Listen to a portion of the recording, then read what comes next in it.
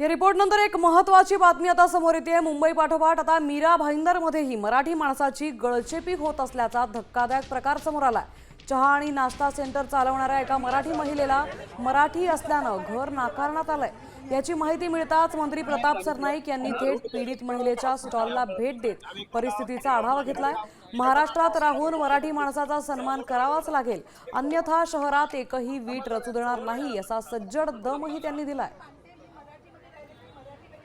मी स्पष्टपणे सूचना दिलेल्या आहेत माझ्या सगळ्या अधिकाऱ्यांना, माझ्या पदाधिकाऱ्यांना, कार्यकर्त्यांना की अशा प्रकारे जर कोणी मराठी कुटुंबियांना घर नाकारत असेल तर जाऊन ताबडतोब त्याला जाब विचारा। जर कोणी चुकीच्या पद्धतीने दादागिरी करत असेल, दंडुकेशाही करत असेल, गुंडगिरी करत असेल तर ह्या मीरा भाईंदर शहरामध्ये जो कोणी डेव्हलपर असेल आणि तो जर मराठी लोकांना पैसे देऊनही घर नाकारत असेल तर त्याची एकही वीट प्रताप सरनाईक रचू देणार नाही याची खबरदारी त्यांनी घ्यावी आणि नंतरच मराठी माणसाला घर नाकारो असं त्याने बोलावं।